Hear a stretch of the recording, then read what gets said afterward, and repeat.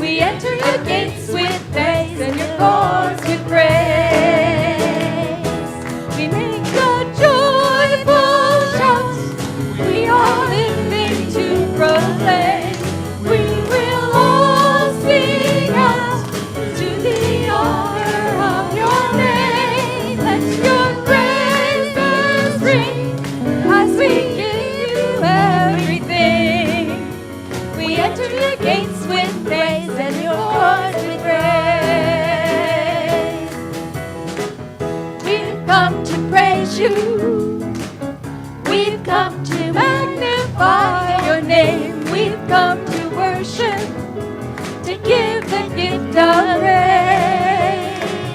We've come to love you and to bless your holy name.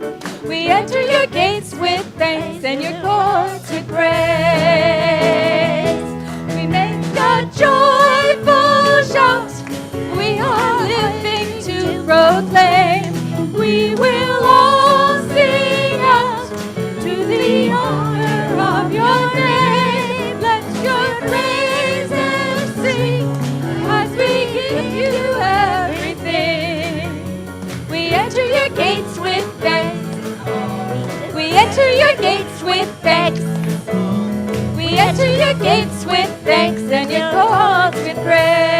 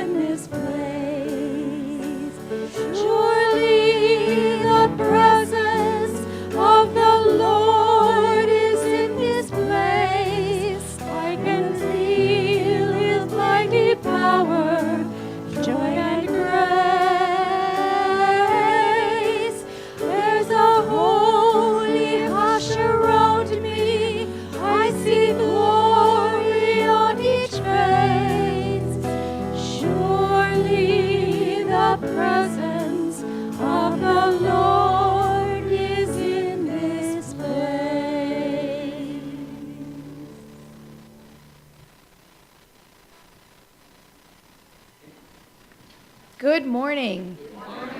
Welcome to Unity of Walnut Creek.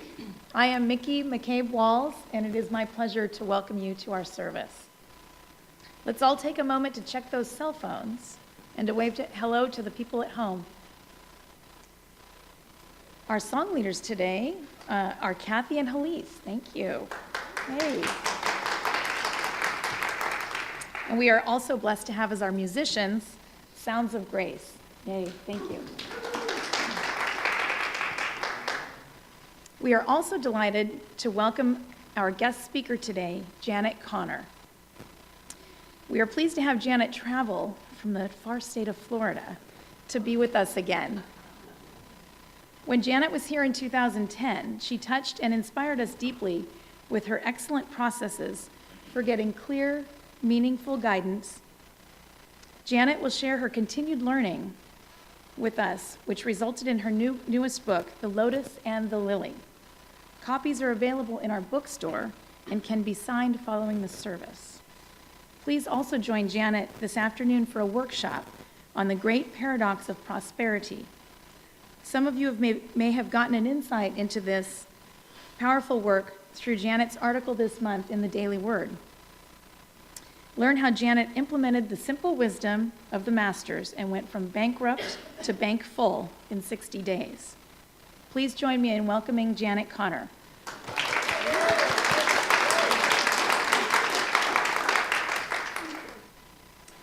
All right, let's open our service today by focusing our intention through our opening affirmation. Please join me in prayerfully and powerfully speaking it 3 times. Together, there is only one presence and one power in the universe and in my life, the all-loving goodness of God.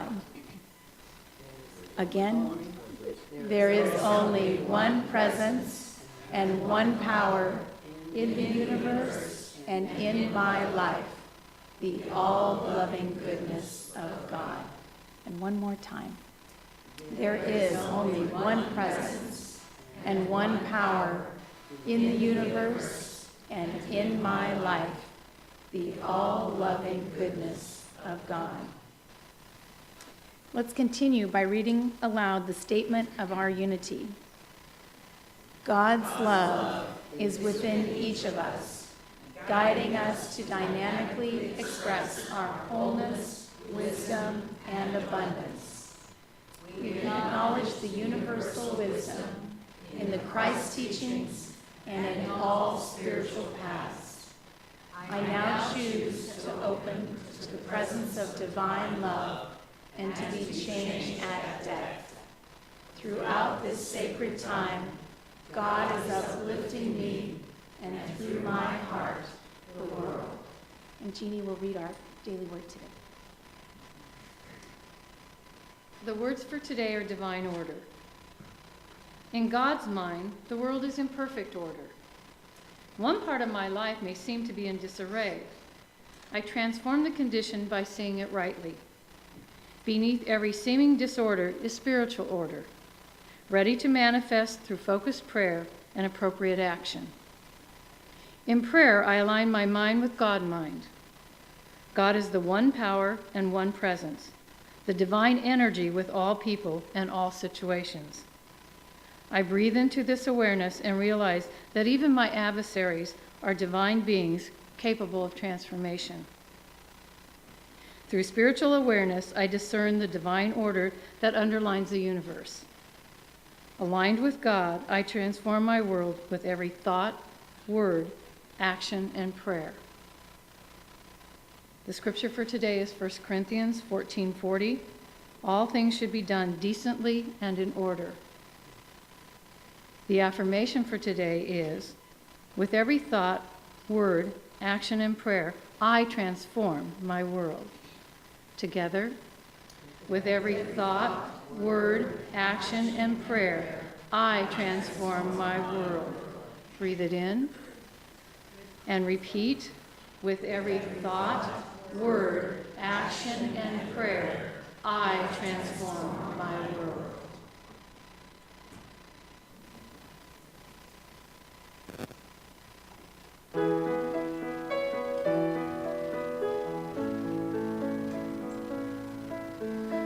Love divine flows from God within.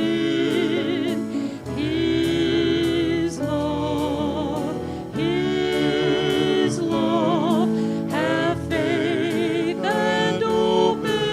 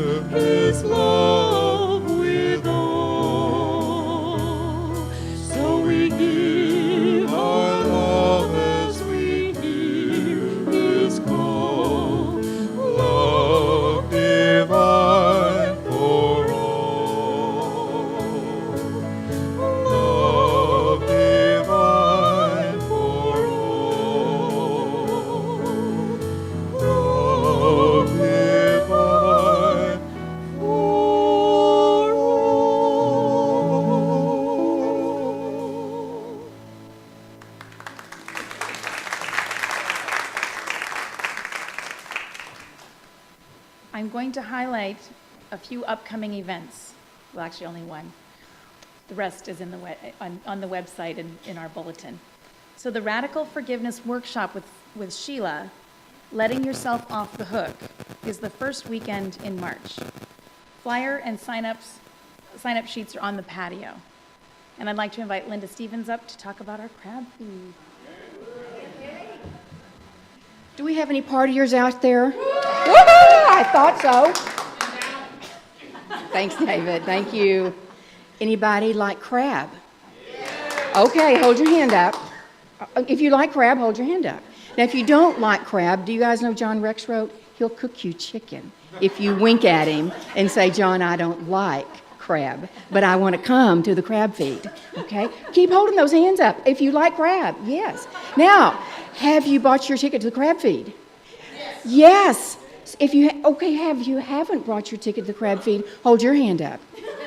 I was going to get you. Okay. Then those are the ones that need to see Leslie or me or anybody out at that red table and buy your tickets to the crab feed. It's next Saturday night in Concord Center. We're going to dance and we're going to eat and we're going to have raffle baskets and we're going to have fun. See you there. Thanks.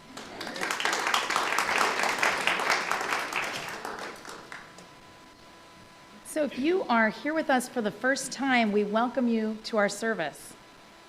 We would like to meet you and invite you to experience our community as a guest at a Unity event of your choosing. Please take the very important presence card, which is in the seat pocket in front of you, to our welcome table on the patio to learn more about our community and our services. If you are willing, please raise your hand so we can acknowledge you. Anyone new and willing to raise a hand? Yay, welcome. Oh, all right. We would like to extend a special blessing to you and to everyone new to our services. Together, we love you, we bless you, and we behold the light of God shining through you. Welcome. Thank you for joining us. And please take a moment until the music begins to greet each other.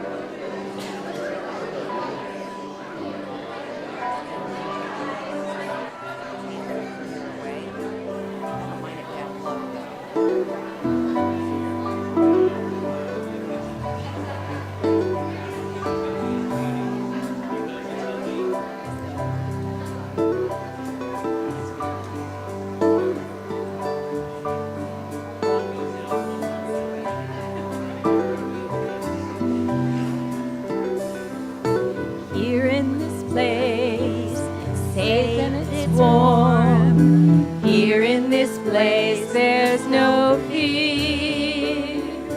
Here in this place, we can be who we are, and all we believe is held dear. No matter what the question, you can find the answer here in love's embrace, here in this place.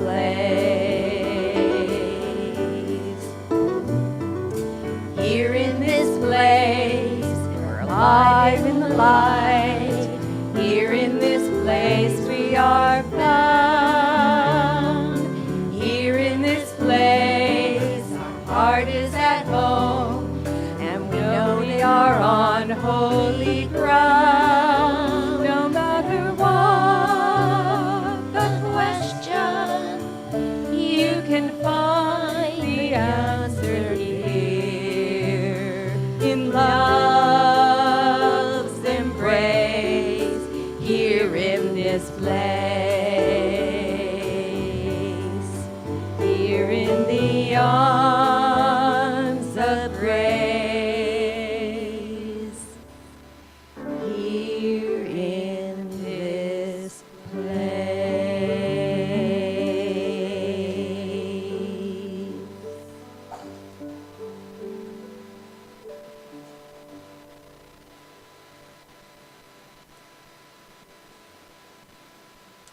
I would like to now invite Melissa Heckman up to the platform to lead our meditation.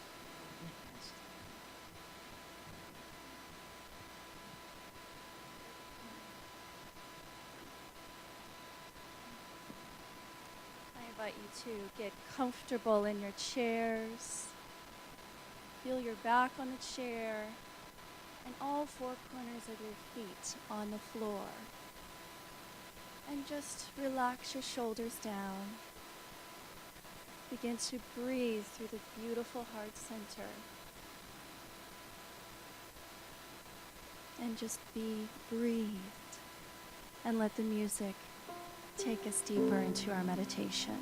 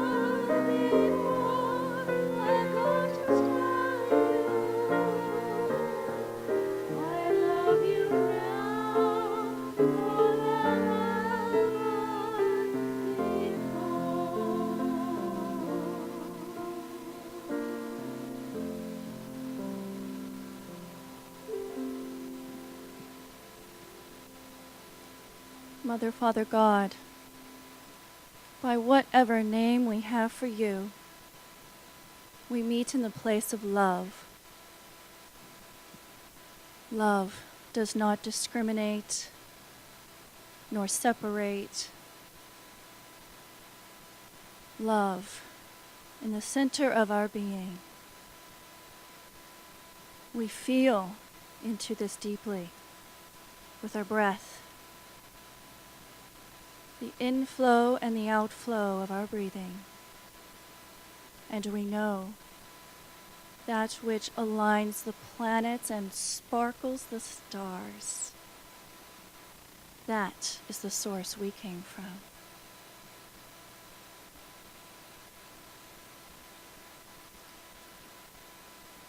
We breathe at one with Source as we enter the silence.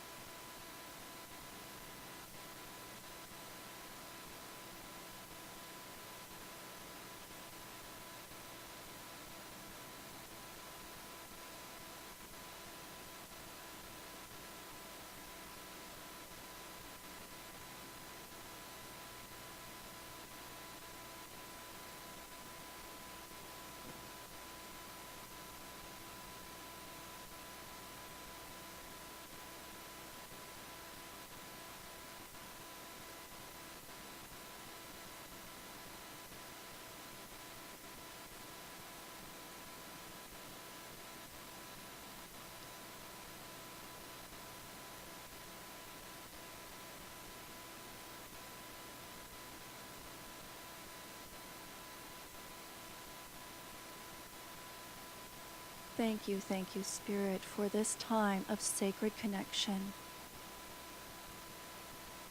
Thank you for the love beating our hearts, healing our bodies, our minds, and our souls. For we are all children of the divine, heirs and heiresses to a trust fund of unlimited wisdom, joy, compassion, love. We feel and know into this truth for ourselves and our brothers and sisters all across the planet and beyond. We take this truth into our day, saying, thank you, Spirit. And so it is. Amen.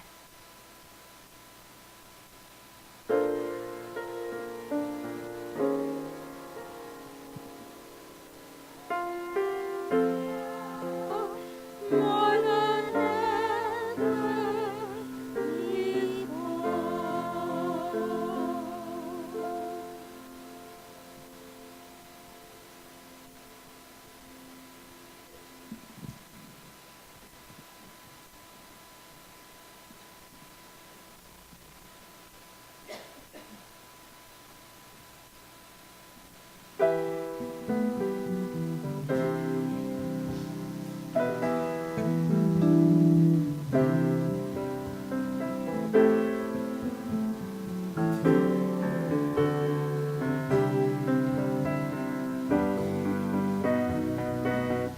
When your life is in confusion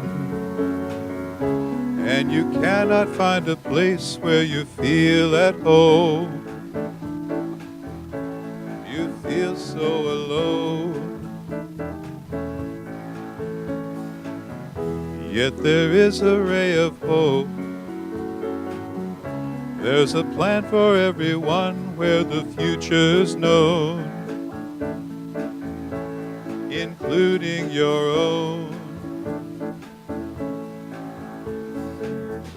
When you feel your world is upside down, just remember God can turn it around. And wherever life will lead you to, God is gonna be right there with you. Everybody has a love light. Everybody is a child of God. Everybody has a time to shine. Long before your own conception, where there is no day or night or the pain of need, it then was agreed that you would make a connection, an appointed rendezvous here in space and time, through God's love divine. When you feel your world is upside down, just remember God can turn it around. And wherever life will lead you to, God is gonna be right there with you. Everybody has a love light. Everybody has a love light. Everybody is a child of God. Everybody is a child. Everybody has a time to shine.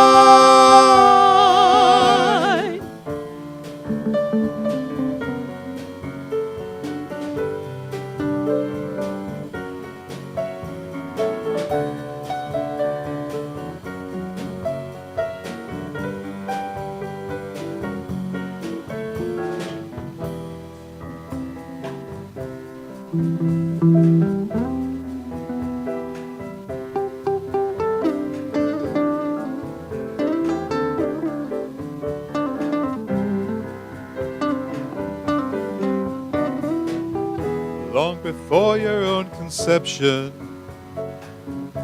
where there is no day or night or the pain of need. It then was agreed that you would make a connection, an appointed rendezvous here in space and time, through God's love divine. When you feel your world is upside down, just remember God can turn it around. And wherever life will lead you to, God is gonna be right there with you. Everybody has a love life. Everybody has a love life. Everybody is a child of God. Everybody is a child. Everybody has a time to shine. Everybody has a love life. Everybody has a love life. Everybody is a child of Everybody God. is a child. Everybody has a time to shine. Everybody has a love light. Everybody is a child of God. Everybody has a time to shine.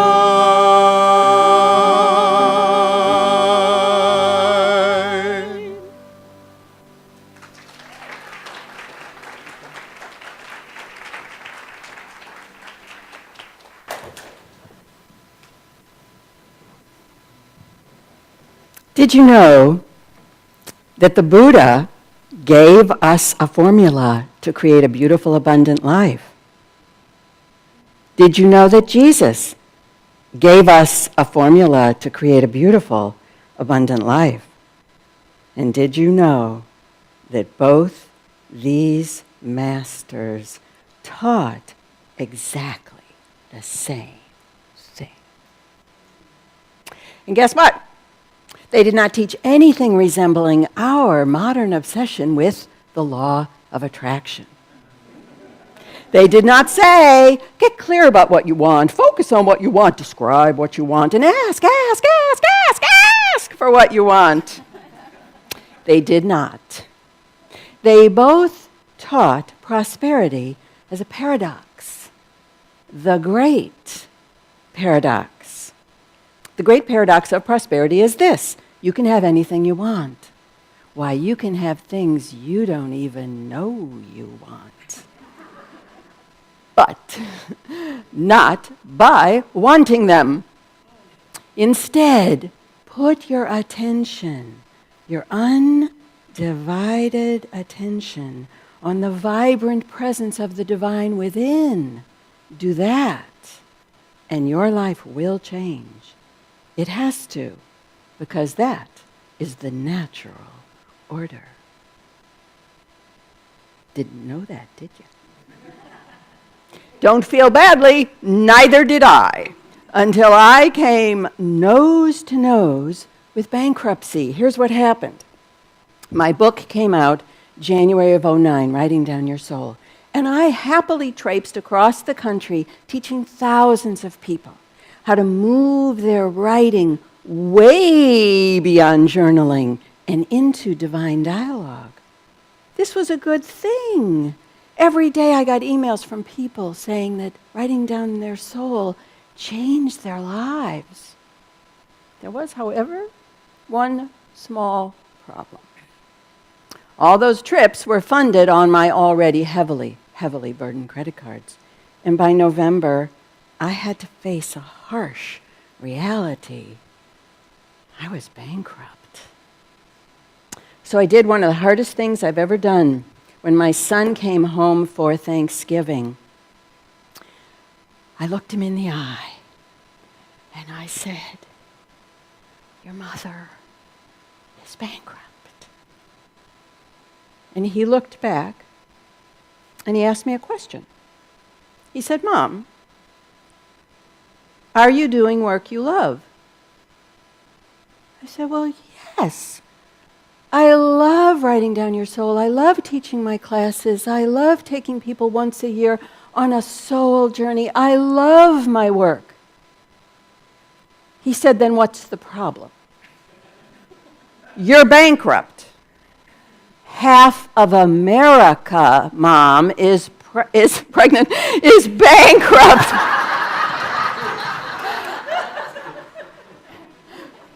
Half of America is bankrupt. Call a bankruptcy attorney. So I did. Unfortunately, so did about 100 other people. And so the bankruptcy attorney couldn't see me until February. What am I supposed to do between the end of November and February?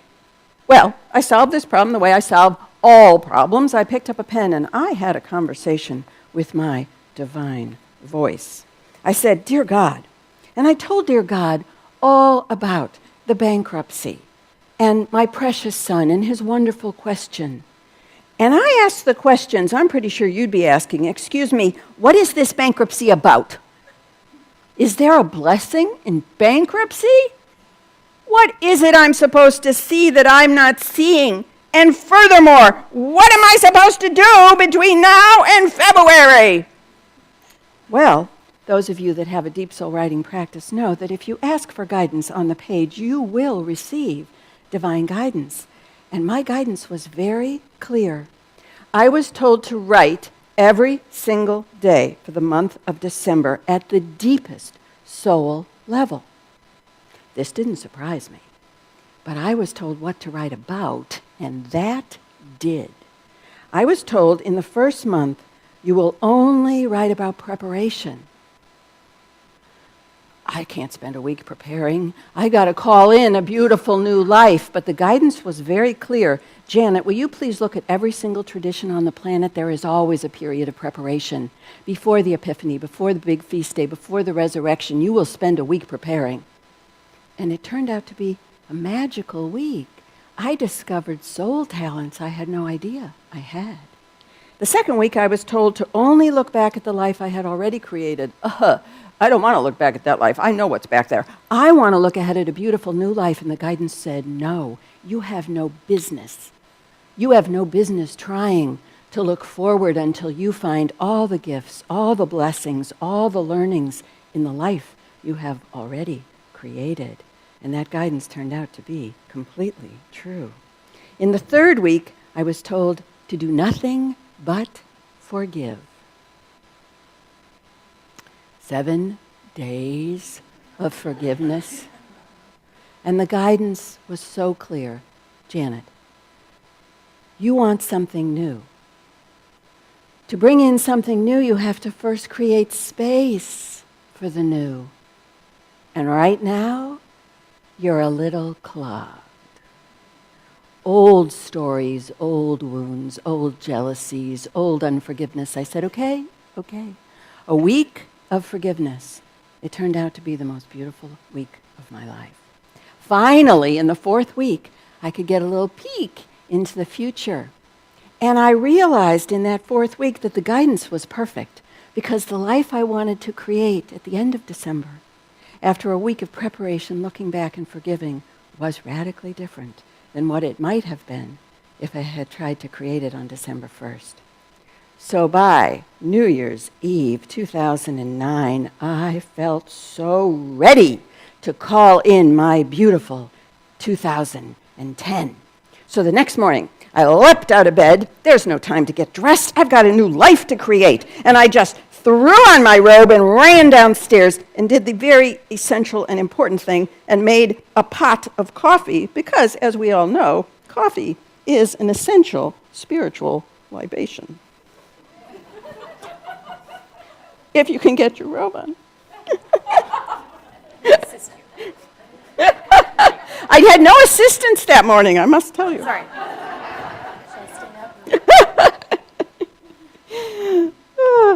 So, there I am on January 1st, 2010, race back upstairs with my coffee,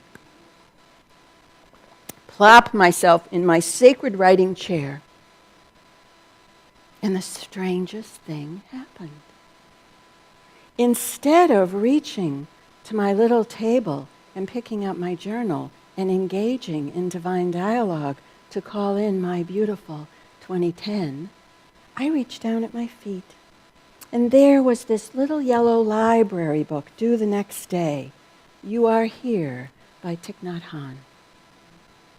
And I thought, I have all day. I'll get to that. I'm just going to read one chapter. Well, I read one chapter, and then I read 2 chapters, and then I read 3, and then I read 4. Thich Nhat Hanh kept drawing me deeper and deeper into his explanations of the Buddha's great teachings. Finally, at 1 o'clock in the afternoon, I stumbled upon the sentence that changed my life forever. The sentence that is now going to change yours. In a chapter on how everything is connected, Thich Nhat Hanh says that the Buddha's greatest teaching is, this is because that is.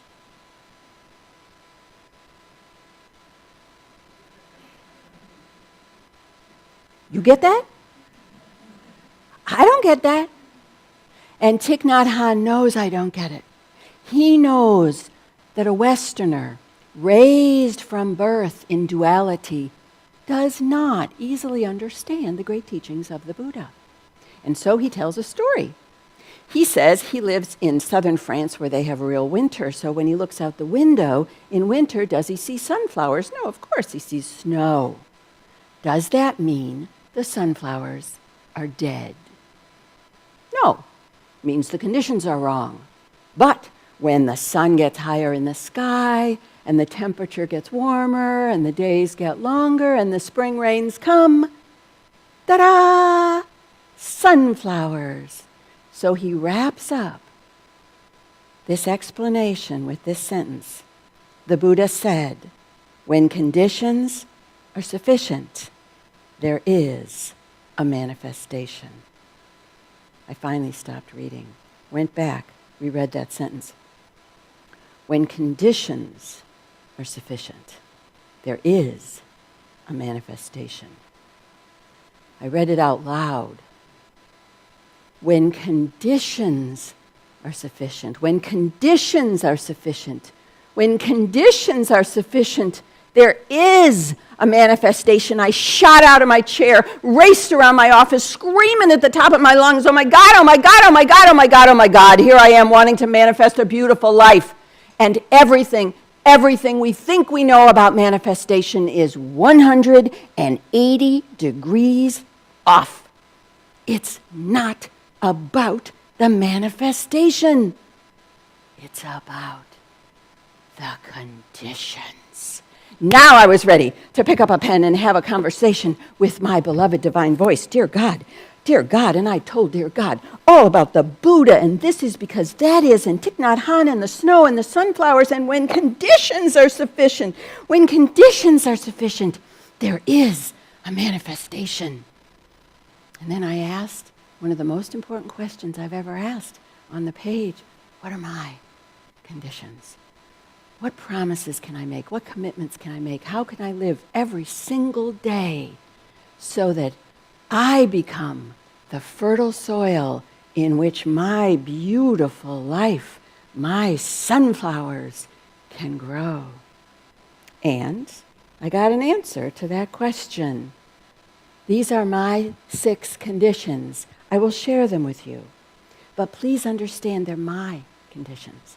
They create my beautiful, abundant life. I've taught this process now to hundreds of people in my annual global telecourse, and now the book, The Lotus and the Lily, is out, and thousands of people are going through the week of preparation, the week of looking back, the week of forgiving, the week of looking forward, and finally being ready to ask their beloved divine voice, what are their conditions? Every single person has their own unique conditions. These are mine. I live in intention. I say my prayers out loud. I work in sacred space. I do my holy work. I focus only on what's coming in. And I have a grateful, grateful heart. that sounded so good. I was ready to put it in a picture, on paper, when I suddenly had a thought, wait a minute, wait a minute, wait a minute. What did Jesus say? Because if this is true, then both the masters had to have said the same thing. Now, I'm very familiar with the phrase I know you are very familiar with, seek first the kingdom and God's righteousness, and all else shall be provided. And I thought, well, that kind of, sort of, sounds like when conditions are sufficient, seek first the kingdom, there is a manifestation, all else shall be provided. There's just one problem. When we read anything Jesus said in an English Bible, you understand the English was translated from the Greek, which was translated from the Latin. Minor problem. Jesus did not speak English, Latin, or Greek.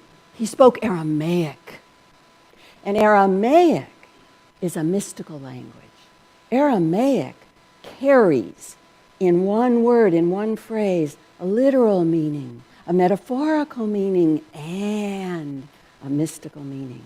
So to understand what a first century listener on a hillside in Palestine heard Jesus say, I went to my soul's library and got out this precious, precious book, Blessings of the Cosmos by Neil Douglas Klotz, along with Dr. Rocco Errico, the two greatest living experts on what Jesus said in Aramaic. So to understand the full depth and breadth of what we hear as seek first the kingdom, Dr. Douglas Klotz takes 2 pages, 17 lines of poetry to try to convey the full meaning of this precious teaching. This afternoon we will go over all 17 lines. We will bask in Jesus' original teaching. But for now, let me just give you the closing line. Pouring yourself out makes the universe do the same. Pouring yourself out makes the universe do the same. It's not exactly the law of attraction. So to wrap up his entire chapter on Seek First the Kingdom, here's how Dr. Douglas Klotz summarizes the 17 lines of poetry. Here Jesus is saying that when we pursue a right relationship with the universal one, with God, with Spirit, and allow this relationship to realign our lives, we produce, you ready? A condition of receptivity. The Buddha's very word, a condition of receptivity in which anything we need to help us fulfill our purpose in life will, that's a promise, will be supplied by the universe. Now I was ready. And I grabbed a piece of paper. This is the actual piece of paper from January 1st, 2010. And I traced a dinner plate and a salad plate. And the things I wanted in 2010 are on this mandala, but they're in their correct place, on the periphery. At the center, around the center point of the mandala, which is the divine, I drew a lily. I have 6 conditions. The lily has 6 petals, and the lily for me represents Jesus. And I wrote a key word from each of my 6 conditions. So on January 1st, I posted this on my wall. Here comes my beautiful wall. And I looked at it and I realized I don't want this just on my wall. I want these conditions inside of me. I want to live them every day. And so on January 2nd, I began my Intention Mandala prayer practice. And I looked at my mandala and I said to God, you know, all these things I want, here, they're your responsibility. I know you're taking care of that and more. I'm not going to think about that. I'm not going to worry about that. My focus is only on living my conditions. That's my half of the formula. And then I started to sing them. Om, I live in intention, Om. I say my prayers out loud, Om. I work in sacred space, Om. I do my holy work and I see only, I see only, I see only what's coming in and I have a grateful heart. Yes, I have a grateful heart. Oh, I am a grateful heart. And then I'd go about my day. And January unfolded just like the months before. I traveled around the country teaching people how to write at the soul level. But the strangest things would happen. All of my workshops would be filled to overflowing, and people left astonishing love offerings. One woman at Unity in San Francisco wrote a check for $238, stunning the minister. My telecourses filled within days of posting them. And for the first time, people began to register twice and ask me to please give the second registration as an anonymous gift to someone who couldn't afford it. And when I went to my post office box, it was full to overflowing with cards and letters filled with tithes and love offerings and cash. So January ended, and it was time to go see the attorney. So the attorney explained the entire process, and then he said, "Do you have any questions?" Yes, I have one. I made $12,000 in January. Is that a problem? He said, yes. It's a problem. You're not bankrupt. Come back when you're bankrupt. I have not been back to see the bankruptcy attorney. Instead, every day, every year, I make a new intention mandala, and every day I stand in front of it. I hand my desires to God. I sing my conditions, and I tap my heart, and I say, I'm one with the one. I'm one with the one. I'm one with the one. So I can leave this world as it is and go inside and find my God. I will leave this world as it is, go inside to find my God. I will leave this world as it is, go inside to find my God.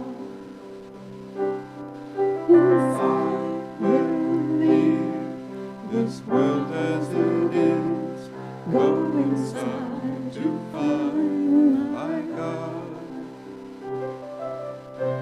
I will leave this world as it is, go inside to find my God.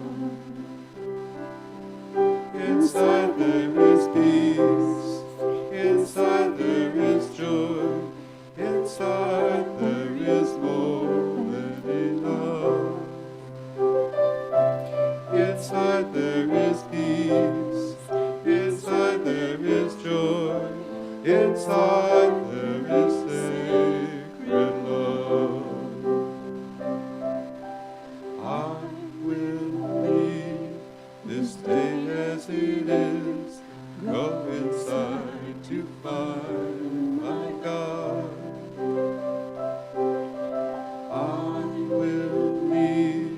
This day as it is, go inside and find my God.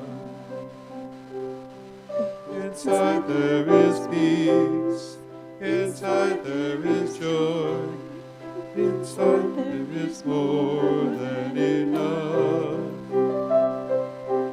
Inside there is peace, inside there is joy, inside there is sacred love. I will leave this life as it is, go inside to find my God. I will leave this life as it is, go inside to find my God. I'll go inside to find my God.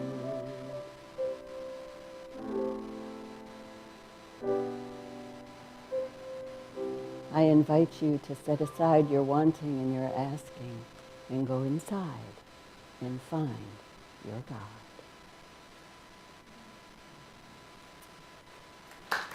Thank you.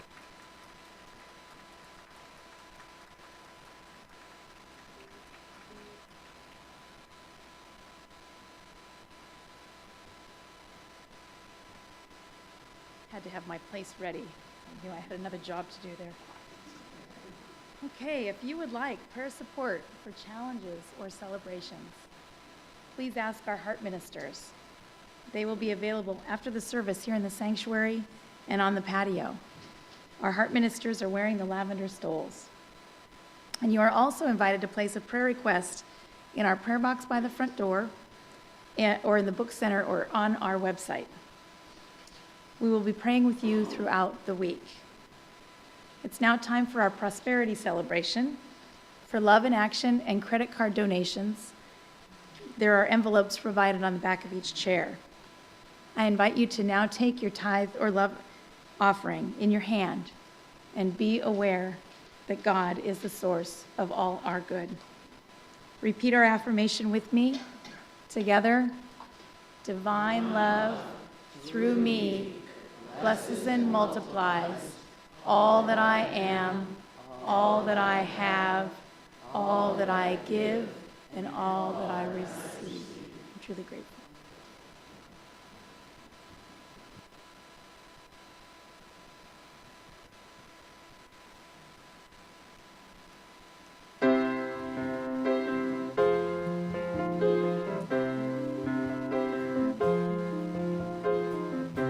Each time you see your baby smile, each time you hear that someone is a mother to be, the best things in life are free. Each time you hear the water fall, each time you see the sunset or the fruit on a tree, the best things in life are free. The world turns around and around, the moon moves the sea. I'm praying to you, my God, getting closer to thee. Next time you hear a songbird call, next time you taste the honey from the home of the bee, the best things in life are free. Next time you take a breath of air, remember people everywhere will agree, the best things in life are free. The world turns around and around, the moon moves the sea. I'm praying to you, my God, getting closer to thee.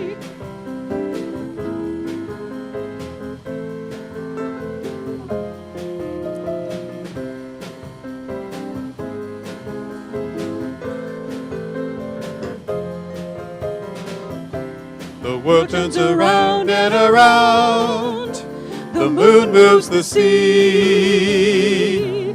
I'm praying to you, my God, getting closer to thee. Each time you hear the songbird call, each time you taste the honey from the home of a bee, the best things in life are free. Next time you take a breath of air, remember people everywhere will agree, the best things in life are free. The world turns around and around, the moon moves the sea. I'm praying to you, my God, getting closer to thee. Next time you see your baby smile, next time you hear that someone is a mother to be, the best things in life are free. Next time you take a breath of air, Breath of air. remember people everywhere will agree. The best things in life are free.